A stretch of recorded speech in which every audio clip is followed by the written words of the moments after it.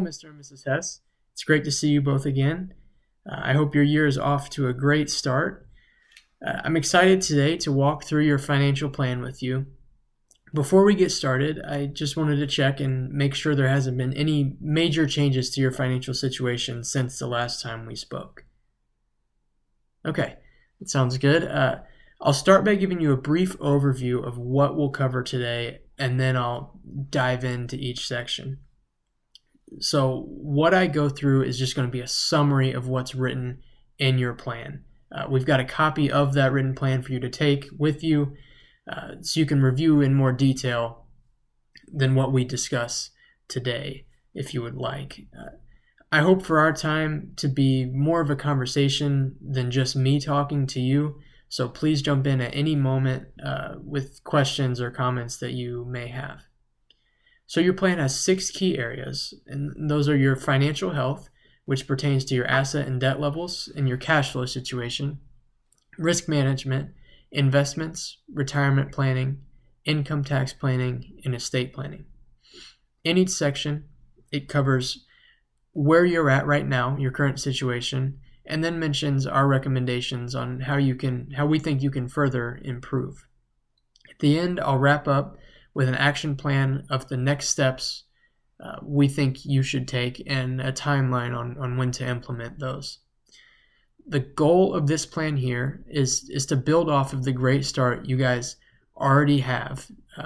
You've taken great steps and put yourself in a strong position, and we want to see steps you can further take to achieve your goals and further improve your financial position. Do you have any questions before I get started? Okay, so let's go ahead and dive in here. First off, I'll go through your goals as we understood them and some assumptions we used in the plan, and then we'll dive into each subject area.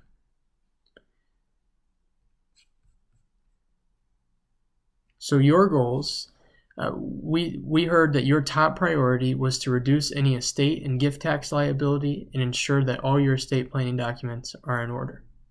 Second, you wanted to review your insurance contracts and discuss the implications of purchasing a long-term care insurance policy. Third, you want to reduce your personal income taxes. And fourth, based on your risk tolerance, you would like a recommendation for a diversified portfolio that meets your investment needs and expectations. For your risk tolerance, you indicated a high level of risk tolerance, that you're willing to assume a high level of market risk to grow your investments and achieve your goals. Some assumptions we used in this plan, we used your current tax situation where you're in the highest marginal federal bracket. We assumed an inflation rate of 2.25% and a risk-free rate of 1%, though both of those we expect to increase in both the short and the long term. And we assumed a market risk premium, or the reward you get for taking on market risk, to be 7%. Does all that sound good? Okay, so I'll move into your financial health now. So attached to your plan, you'll see a statement of financial worth, ratio analysis, and a statement of cash flow. So on your statement of net worth, you'll see that you have done a great job building wealth, and you have a combined net worth of about $12,885,000. And on the statement of cash flow, you'll see that you have disposable income of about $1,285,000. And so these are both very strong figures that put you in a great position.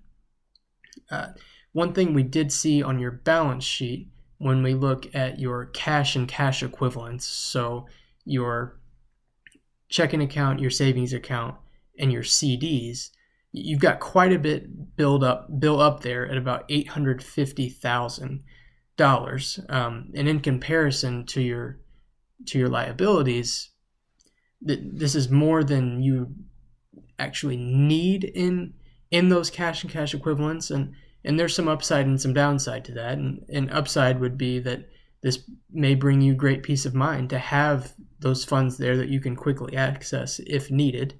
The downside, however, is that given the interest rates are low, you're likely losing purchasing power on these assets because they're growing at a slower rate than inflation. Your primary residence is worth about $900,000 and it's fully paid off, and your vacation home is worth $750,000 with a mortgage balance of just under $50,000. You have a 5% interest rate on the vacation home, and while that's high given today's interest rate environment, it's not a huge concern given that you're nearing the end of the payment schedule with about 4 years left. So you could likely refinance to a lower interest rate, but that's not a huge deal since the majority of your payments now are going towards principal rather than interest. So a few recommendations. Given your high balance of cash and cash equivalents, you could look to invest a portion of those for long-term growth. If you do this, you want to make sure that you maintain at least 3 to 6 months of your expenses as an emergency fund. So that may be about $90,000 to $180,000. You see that still leaves you a lot of flexibility to invest some of that if you want to, so you can seek a higher return on those assets since they're not earning much interest. If you do want to go that route, kind of a simple way to do it would just be as CDs mature to take a portion of that and invest it. And then for the mortgage on your vacation home, if it would bring you peace of mind, you could take some of those funds and use them to pay off the mortgage. This isn't necessarily a home run. It may provide a little higher return than you're earning right now in CDs, but this is more just if it would bring you peace of mind to have that mortgage paid off. So any questions on your financial health section there? Okay, so I'll go ahead and move into risk management or insurance now. So with your plan, we've included an insurance analysis that you can review. And what we were doing here is looking at your current coverage, seeing if it's appropriate, and identifying any areas where we see that you need to make changes. So I'll start with your homeowner's policies. The general rule of thumb on your homeowner's policy is that you need to have coverage for at least 80% of the fair market value of the home. And that excludes the land. We're just talking about the actual building. So the coverage on your primary residence is low. You need coverage of $620,000 and your current coverage is only $400,000. So one thing you could do here to limit the amount that your premium goes up from raising your coverage would be to move to a higher deductible, perhaps maybe around $1,000 or $1,500. You have the financial flexibility to do that and be able to cover that higher deductible, and that could limit the premium increase that you see. The coverage on your vacation home does meet that 80% test. Now, another thing on both the policies on your primary residence and your vacation home is that you don't have coverage for flooding. So we would recommend that you either add endorsements to your policies to cover flooding or obtain separate flood policies. So now I'll move into life insurance. So given where you're at right now, that you're no longer working, you have these installment payments coming in, and you've accumulated substantial wealth, you're no longer dependent on life insurance coverage. Though you anticipate estate administration and burial expenses of about $300,000, which you could target life insurance for, you could also use other assets in the estate to cover these. So we've got a few options here. If you'd like to keep the policies in place, you could think about moving them into irrevocable life insurance trusts. And what that would do is remove them from your estate at a lower value, because right now the full death benefit of the policies would be included in your estates. I'll explain that a little bit more in the estate planning section. And another alternative for the life insurance, since you don't necessarily need the policies, would be to just go ahead and terminate them, and you could receive the cash value for them. So that would be about $955,000 for John and $185,000 for Mary. So the downside here is you would owe taxes on any amount you receive that's greater than the total premiums you've put into the policy. So about $395,000 would be taxable for John and $40,000 for Mary. Now, given that one of your goals is reducing your income taxes, this may not be quite as appealing. So now we'll move on to long-term care insurance. So you've got a few options here as well. You have the ability to self-insure for your long-term care needs if you would like to. You could do this by reserving about $400,000 of your portfolio for the first spouse that may need care. And then if the second spouse were to need care, you could utilize the equity in your homes as well as your Social Security benefit and investment assets. Now, a downside of this is that if you do later need care, it would reduce the amount that you're able to pass down to Edward and Brent. Now, if you wanted to go the other route and purchase long-term care insurance, there are some advantages and some disadvantages. Some advantages are that you can budget for those premiums rather than having kind of an unknown amount of expense later if you do need care, and that can provide great peace of mind. The downside is that you may pay for this coverage and you may never use it. If you do look for coverage, I would encourage you to seek comprehensive policies that allow you to share each other's benefit. So if one of you has a policy where you haven't used all the benefit on it, if the other needs care, they can dip into that and use the benefits from the other policy. The average stay in a nursing home is about 2.5 years, so I would look for coverage that'll pay benefits for up to 3. You were wondering about the tax implications of long-term care insurance. So any benefits you receive from an insurance policy for care that you need would not be taxable. And under certain circumstances, your premiums could be deductible, though given your high income, it's very unlikely, at least for now.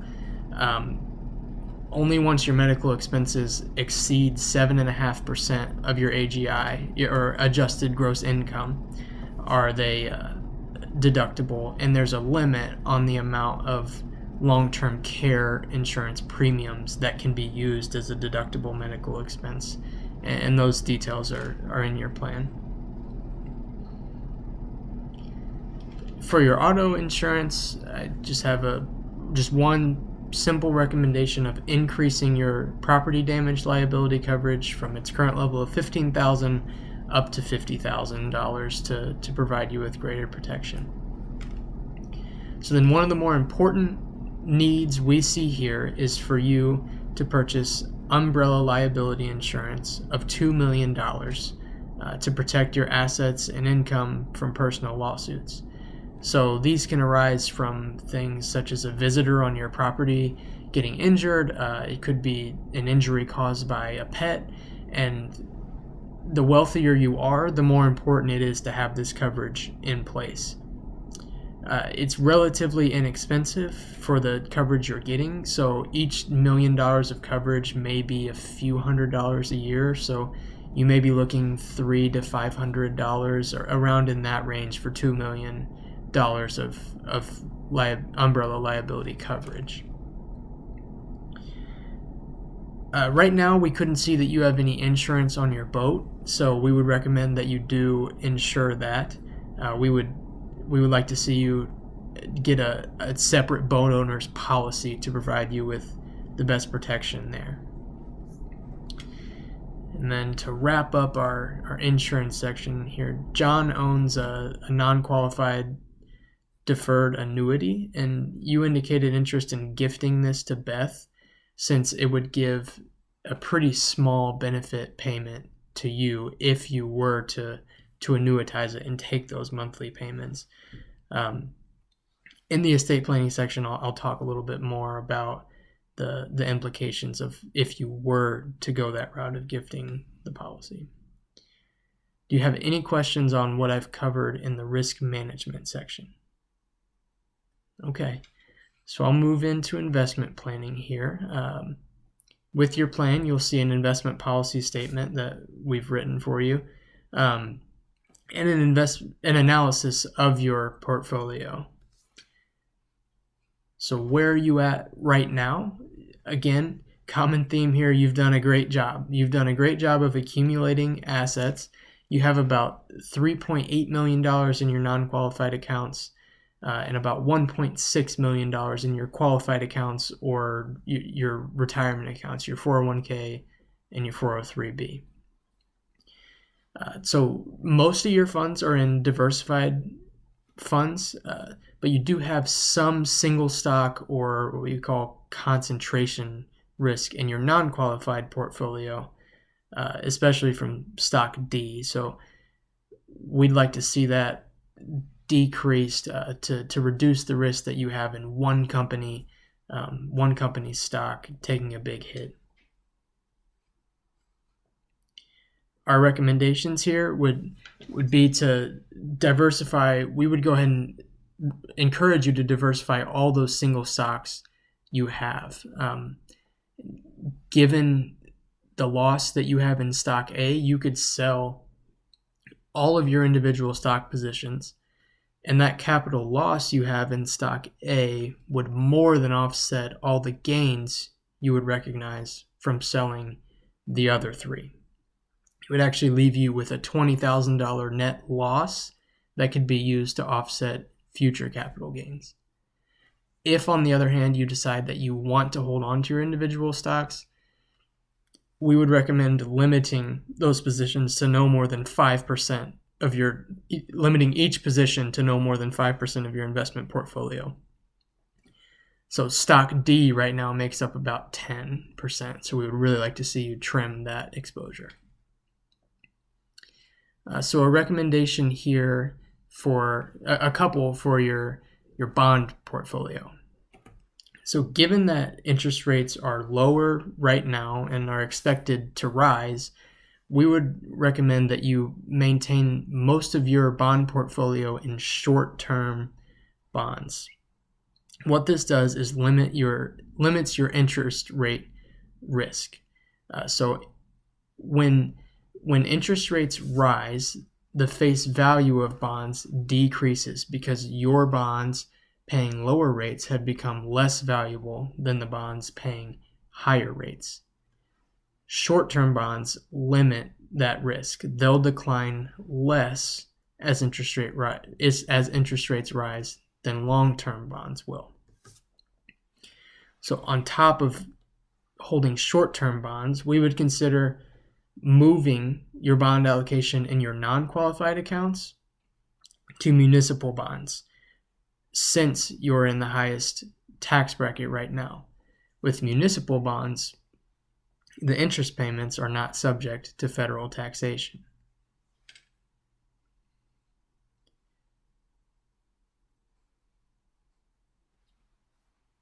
So, given your willingness and ability to take on investment risk, we see a potential portfolio allocation as maybe in the 65% to 80% stocks range and maybe 20 to 35% bonds. Now, we'll work with you over the coming months to really hone in on that and figure out exactly where you guys want to be, where you're comfortable with, but that's just kind of a broad overview.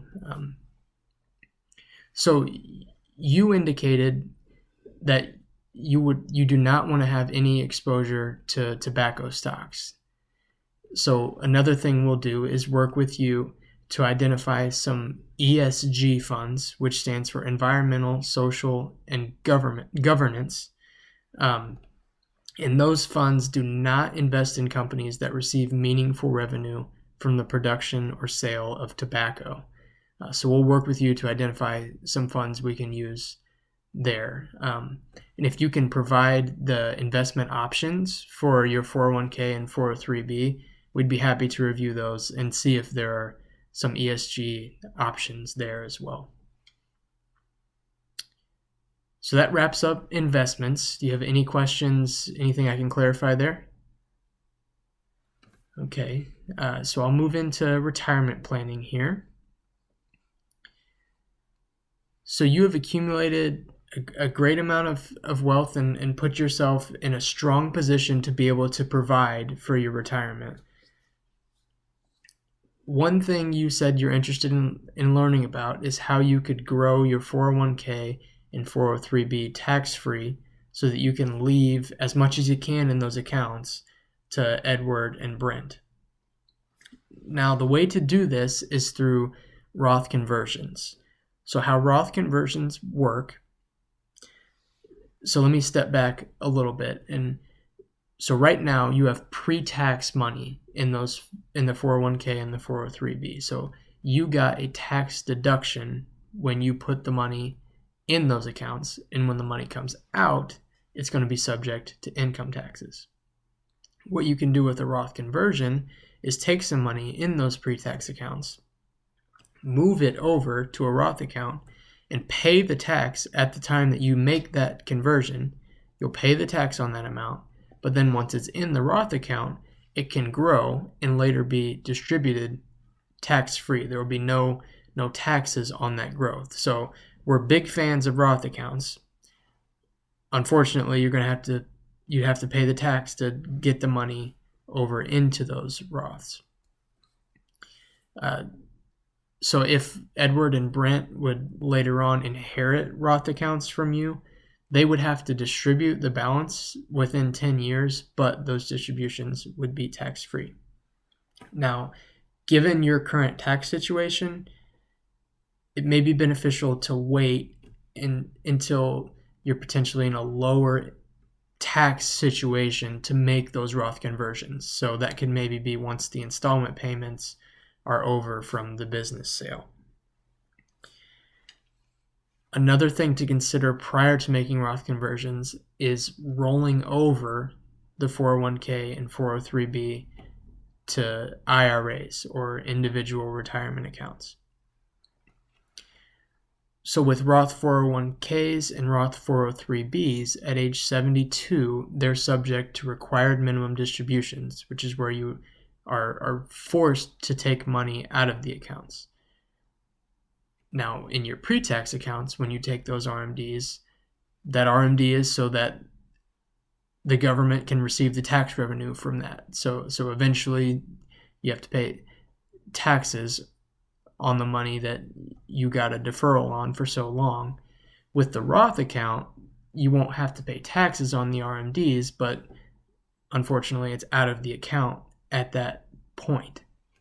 The benefit of a Roth IRA as opposed to a Roth 401k or Roth 403b is a Roth IRA is not subject to RMDs. So you can keep that money in there. You're not required to take it out and just let it grow, so you can pass down as much as you can.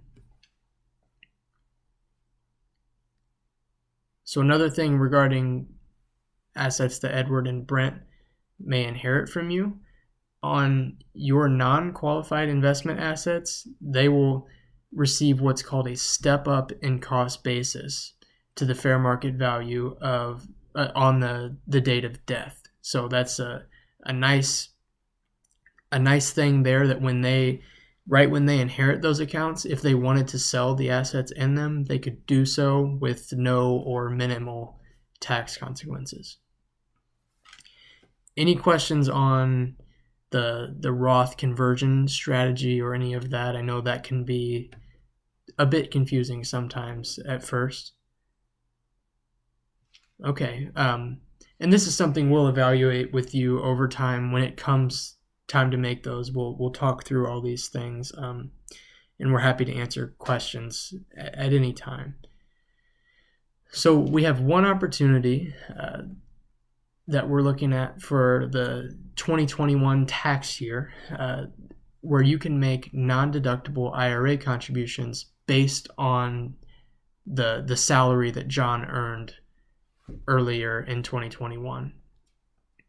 So you can make IRA contributions for the 2021 tax year until the tax filing deadline of April 18th, 2022.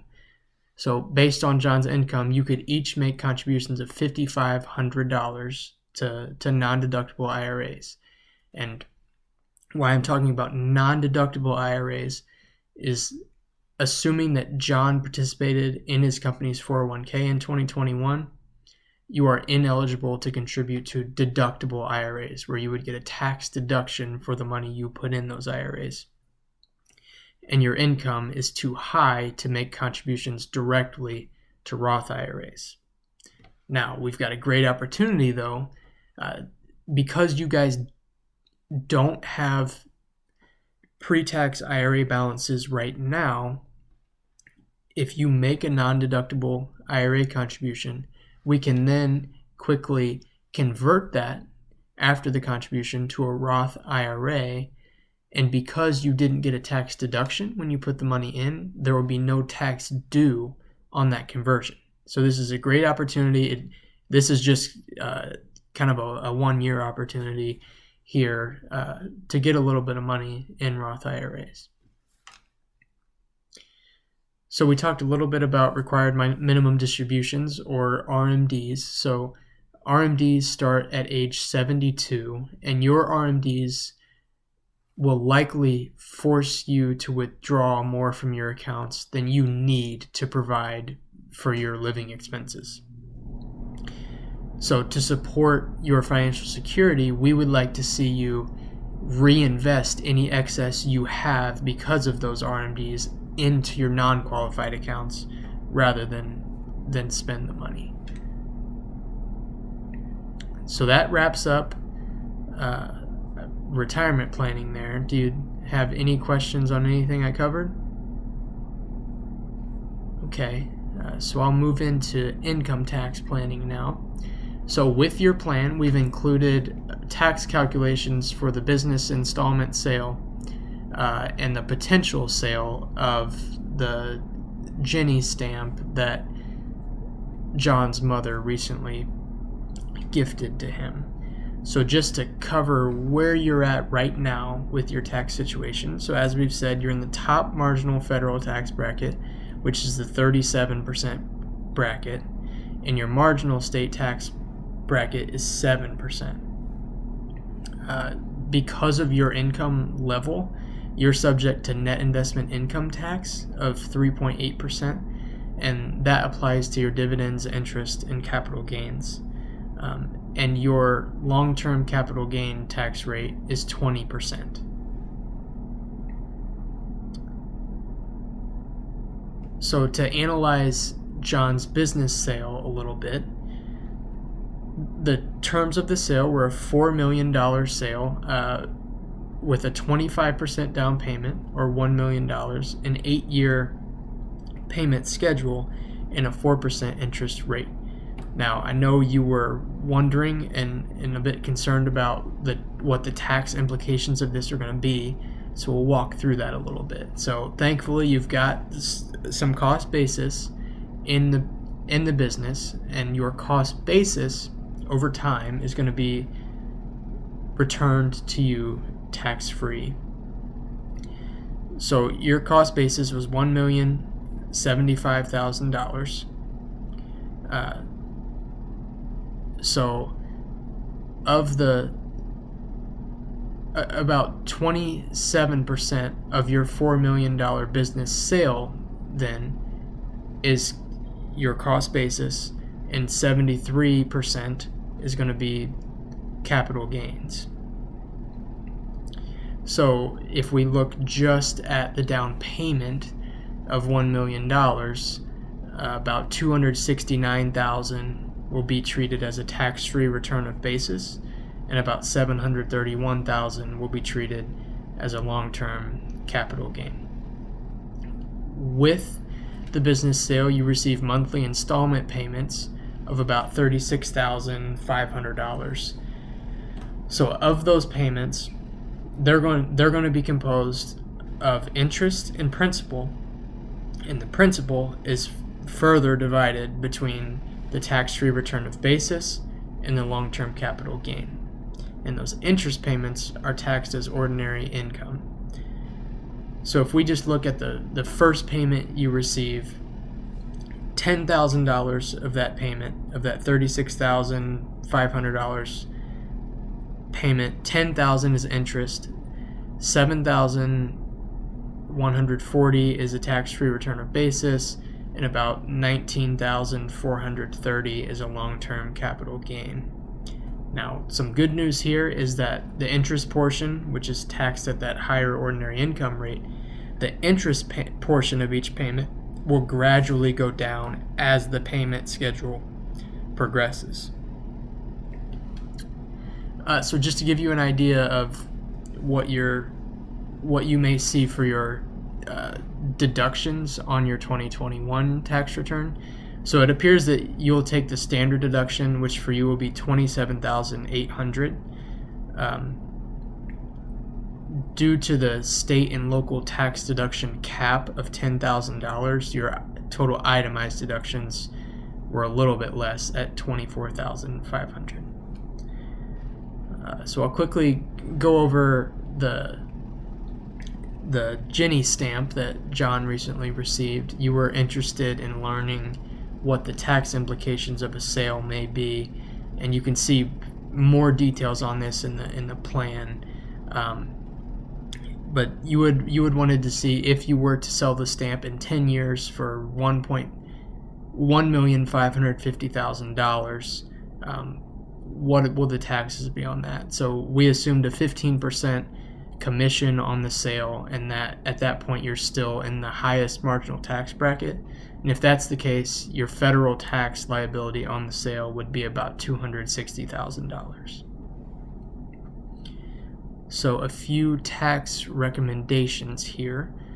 We mentioned this in the investment section as well. Switching the bond allocation in your non-qualified accounts to municipal bonds could help reduce your personal income taxes, since those interest payments would not be subject to federal taxation.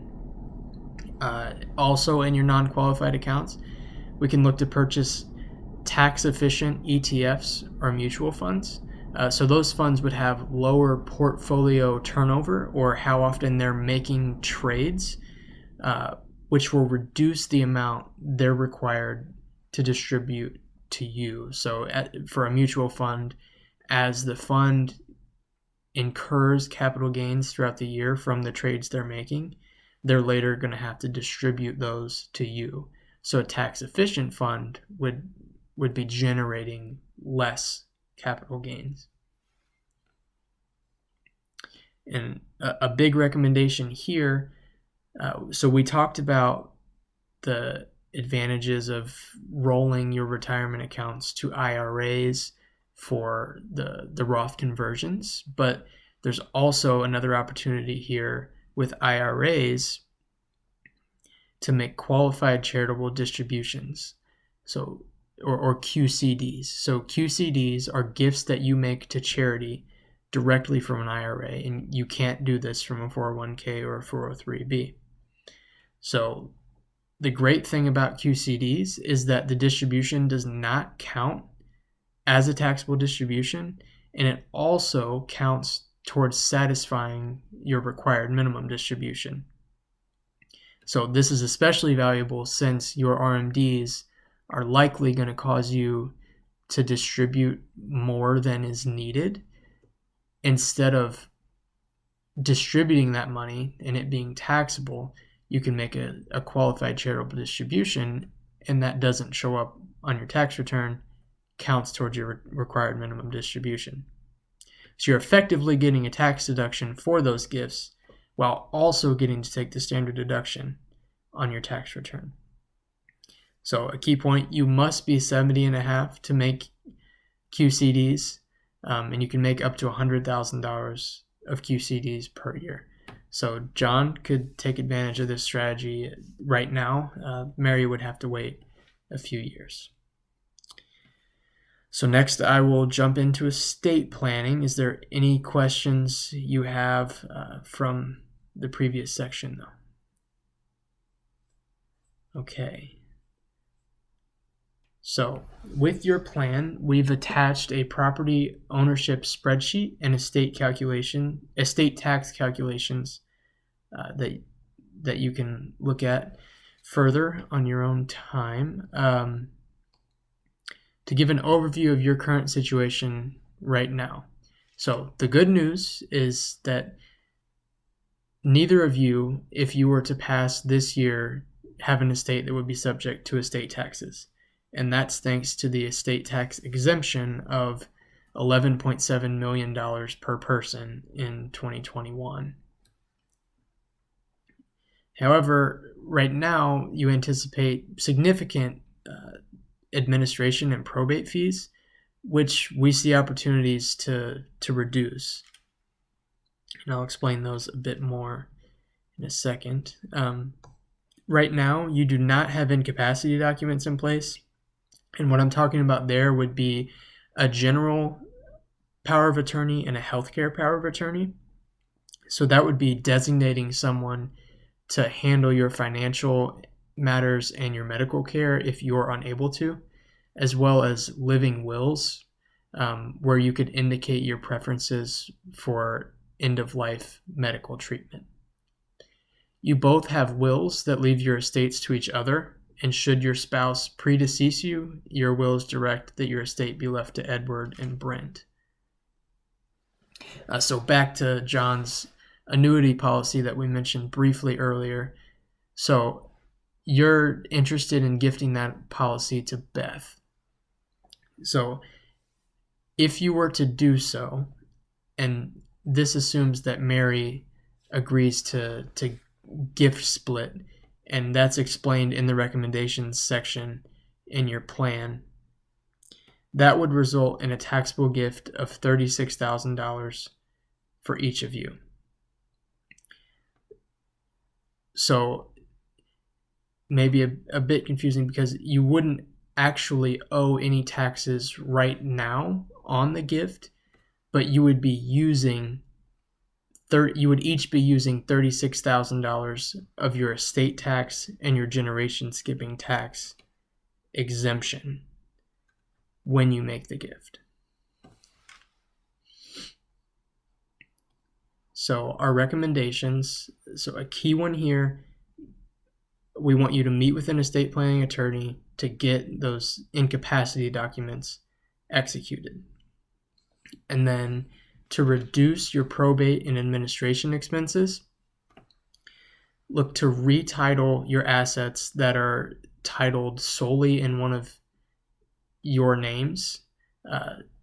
Change those to joint titles. And this aligns with your goals, since you've said you do want all your assets to pass to your spouse.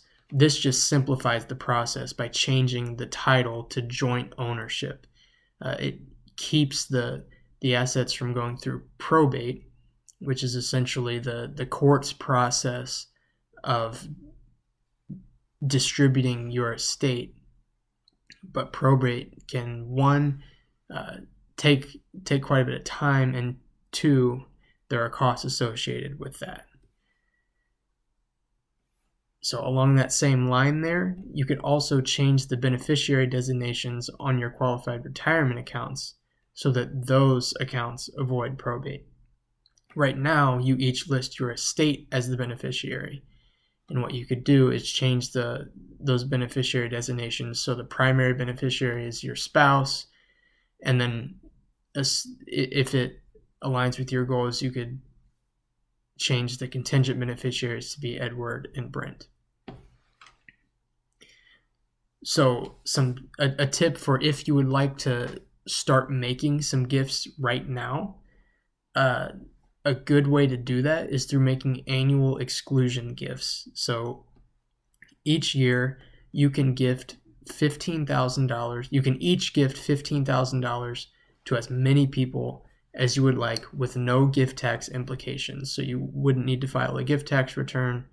And that's a good way to move some assets out of your estate without having to worry about any gift tax implications. So we mentioned irrevocable life insurance trusts briefly a few sections back. So if you decide that you want to keep your life insurance contracts in place, consider moving them into irrevocable life insurance trusts. And what this will do is remove the policies from your estate at discounted values. As it stands right now, the death benefit of each policy would be included in your estate,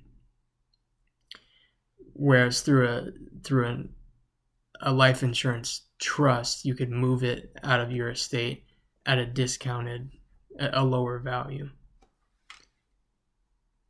And then a planning strategy for in the future, if your combined estate is ever greater than the combined estate tax exemption amount, you could look to create bypass trusts. And so what a bypass trust does is you take advantage of that estate tax exemption you have. So you use up that exemption to fund the bypass trust.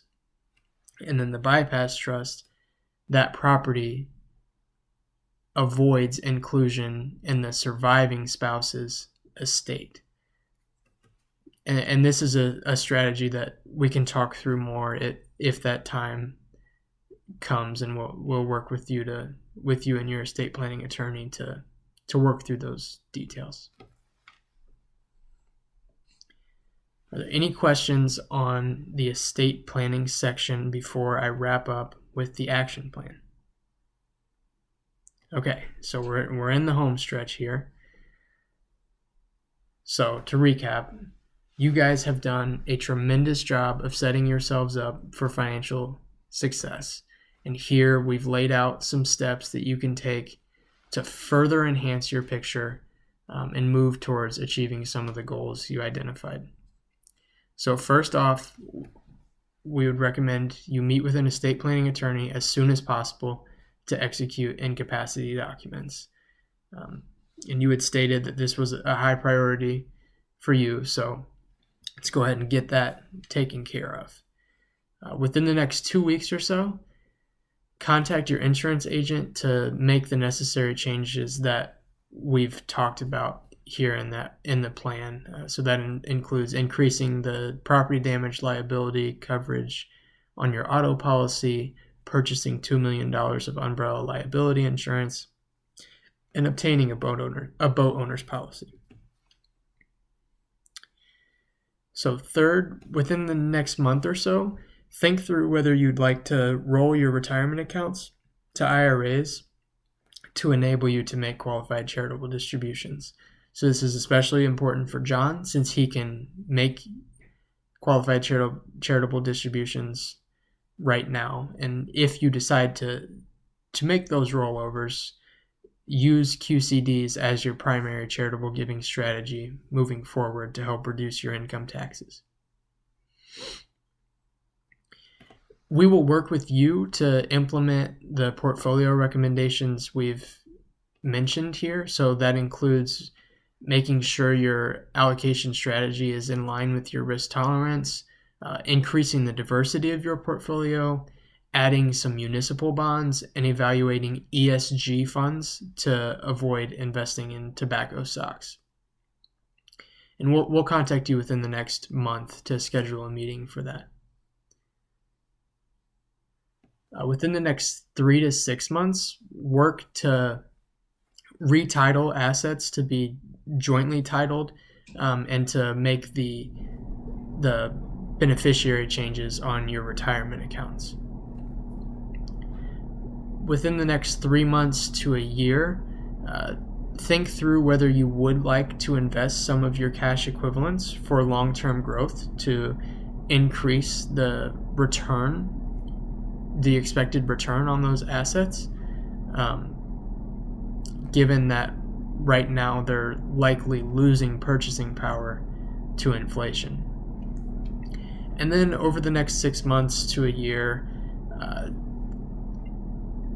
think through whether you'd like to self-insure for long-term care insurance or whether you would like to purchase insurance coverage for that, as well as what you would like to do with your life insurance policies. So you indicated evaluating your long-term care insurance as an option to be a top priority for you. So let's go ahead and get that taken care of and get a plan in place there.